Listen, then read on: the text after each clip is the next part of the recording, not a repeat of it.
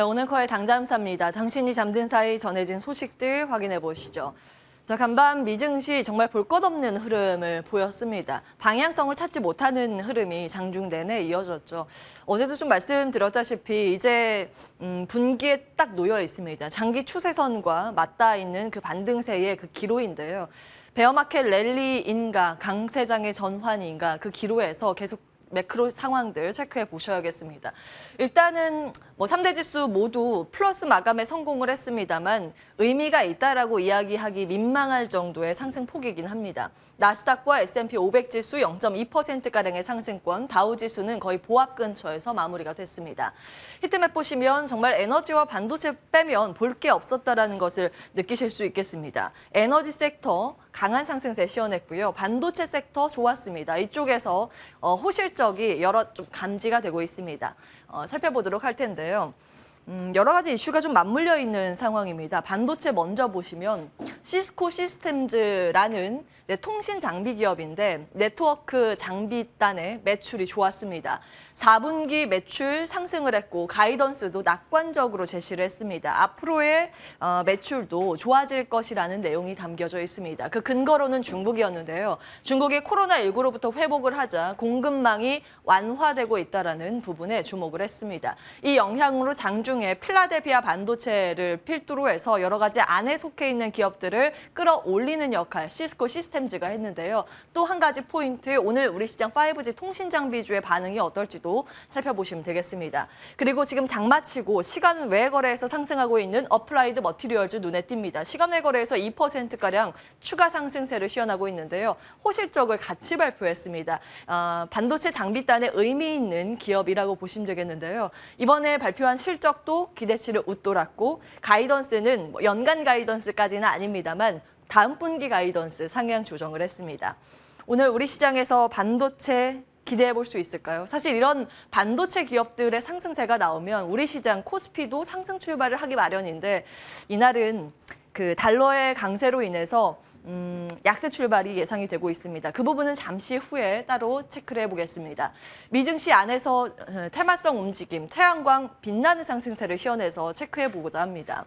캐나디안 솔달라는 이 태양광 업체 2분기 호실적을 발표하자 태양광 관련주들을 위로 좀 끌어올리는 역할을 충분히 하는 그런 모습이었습니다. 대표적인 묵직한 기업뿐만이 아니라 테마성 움직임을 보이는 중소형 업체까지 모두 상승세를 시현하는 모습 모처럼 만에 연출됐습니다. 자, 이와 함께 에너지 섹터의 강세가 심상치 않게 나왔죠. 국제 유가가 간밤 2.7% 오르면서 90달러대를 회복하는 모습이었습니다. 미국의 원유 재고가 좀 줄어들고 있고요. 어제 말씀드린 것처럼 에너지 정보청에서 이제 재고에 대한 부족으로 인해서 에너지 가격이 이 유가의 가격이 어느 정도 수준에서 이제 유지가 될 것이란 전망에 힘을 받는 그런 모습이었습니다. 추종 ETF 상승률이 정말 컸죠. 정유 추종 ETF가 4.4%나 급등하는 모습이었고요. 묵직한 대표 정유사들의 강세 2에서 4% 나왔습니다. 아랫단은 시추 테마라고 보시면 되겠습니다. 다음 보겠습니다.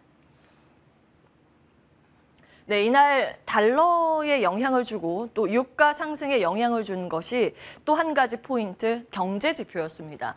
미국 경제의 방향성을 보여준 세 가지 지표가 나왔는데요. 일단은 미국의 경제 아직까지 아무 문제 없음을 보여줬습니다. 첫 번째 노동시장 지표가 그랬습니다.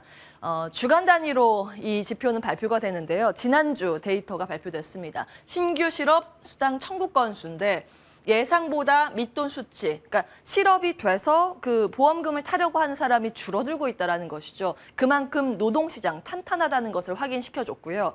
이 필라델피아 여는 제조업 지수도 예상 마이너스 나올 거라고 봤었는데 컨센서스보다 훨씬 웃돈 실적, 그러니까 슈퍼 울트라 서프라이즈급의 제조업 지수가 나왔습니다. 전달 사실 정말 최악의 망가진 수치였는데 회복하는 모습 참 빠르다라는 것을 확인시켜줬고요. 제조업 강하다. 그러나 계속해서 이제 부동산 관련 수치가 좋지 못하게 발표되고 있는 상황이죠. 미국 7월 주택 판매가 5.9% 줄어들었습니다. 6개월 연속 감소 행진이 이어지고 있는 데이터인데요. 사실 이제 부동산 시장의 이 데이터를 시장에서는 이렇게 해석하고 있습니다. 지금 물가 잡히기 위해서는 유가뿐만이 아니라 주택 가격도 잡혀야 하는데 오히려 이렇게 된다면 주택 가격 잡히겠구나. 인플레이션 완화 요인으로 희망 회로를 돌리는 모습이었습니다. 전반적으로 미국 경제 괜찮다라는 것은 달러의 강세를 유발시키는 요인이기도 하죠. 달러 인덱스가 간밤 상승세를 시현했습니다. 0.88%, 1% 가까운 강세고 절대적인 수치가 사실은 부담스럽습니다. 107선에서 마무리가 됐습니다. 앞서 말씀드린 미국 경기 호전 영향을 줬고요. 연준 인사 발언들도 영향을 준 모습이었습니다. 그리고 한 가지 굉장히 특이한 부분은 중국의 위엔화가 상대적으로 더 약세를 보였습니다. 우리나라는 위엔화 가치와 동조해서 움직이기 때문에 그 점이 반영이 되면서 달러 인덱스의 상승폭보다 NDF 역외 환율, 달러당 원화 가격의 상승폭이 훨씬 더 컸습니다. 사실 이거는 우리나라 시장에 굉장히 악영향을 미치는 부분입니다. 외국인이 마음껏 들어오지 못하는 환경을 조성하는 그런 요인 가운데 하나인데요. 그를 고스란히 반영하다시피 MSCI 주요국 추종 ETF 보시면 우리나라와 중국 등의 낙폭이 크다는 것을 확인하실 수 있습니다. 이 위엔화 환율이 상대적으로 더 약세를 보인 이유가 바로 중국 자극 이슈 때문에 그렇습니다. 미국과 중국 사이에서 대만 이슈가 조금씩 고개를 들고 있다는 점 우려 포인트로 제시되고 있습니다.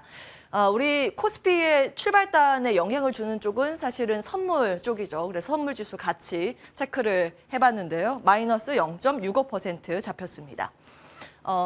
이렇게 전반적으로 좀 체크해야 될 부분은 많은데 계속 눈에 띄는 건 인플레이션 관련 이슈입니다. 에너지에 대해서 체크해 보겠습니다. 바이든 대통령이 대선 당시 공약까지 지금 파기하는 그런 상황이 어제 많이 이제 뉴스 기사가 되어서 보셨을 텐데요. 역사상 최대 규모의 해양 석유가스 시추를 11곳 허가했다는 소식이 나왔습니다. 아니 에너지 상황이 얼마나 심각하면 대선 때 이렇게 안 하겠다, 더 추가 안 하겠다, 환경 때문에 그렇게 할 수 없다라고 했던 공약을 파기할까라는 생각 한 가지 체크 포인트입니다. 그렇게 이 에너지에 대해서 확장을 하신다면 신재생, 풍력, 수소, 태양광 등등과 함께 원전에 대한 투자 포인트도 잡아보실 수 있을 것 같고요. 그리고 이 영향 때문에 어제 한국의 피팅 밸브 강관 관련주가 급등하는 모습을 보이기도 했습니다. 사실 이 이슈는 7월 5일 당잠사에서도 짚어드린 바 있습니다. 새로운 소식은 아닌데요. 11월 중간선거에 절실한 바이든 대통령이 신규 시추를 검토하고 있다. 이 내용이 그대로 발표가 된 겁니다. 사실은 모든 것이 그런 것 같습니다. 이 마인드맵을 먼저 그려가시면 새로운 소식이 나왔을 때 그것을 적용할 수 있는 듯 싶습니다. 정치, 경제, 사회가 굉장히 유기적으로 맞물리면서 여러 가지 그 안에서 생성되는 뉴스들인데요. 거기에 대해서 이제 투자 포인트 하나하나 세부적으로 잡아보겠습니다. 어제 화면인데요. 어제 맥락을 한 장으로 정리하면이라는 부분입니다. 어제 좀 급하게 들어오느라 이 자막을 제가 빼놓고 넘기지 못하고 들어왔는데 추가해 보셔야겠습니다. 첫 번째, 글로벌적으로 흐름상 세 가지 큰 포인트, 에너지 안보의 문제, 기술의 안보 문제, 국방 안보 문제였습니다. 이 세 가지가 맞물린 교집합이 결국에 인플레이션 상시화라는 부분입니다. 어제도 말씀드렸다시피 워런 버핏도 지금 인플레이션에 베팅을 하고 있는 상황입니다. 인플레이션이 현 수준, 높은 수준이 유지된다라는 가정이 계속 이어진다면 이 부분을 계속 체크해 보셔야 할 텐데요. 첫 번째, 탈세계화 움직임, 두 번째, 자동화, 공급망 내재화입니다. 공급망 내재화는 현재 배터리나 전기차, 그리고 반도체 등을 필두로 해서 나오고 있고 피해와 수혜 섹터 나눠서 보셔야 된다라는 말씀 드렸습니다.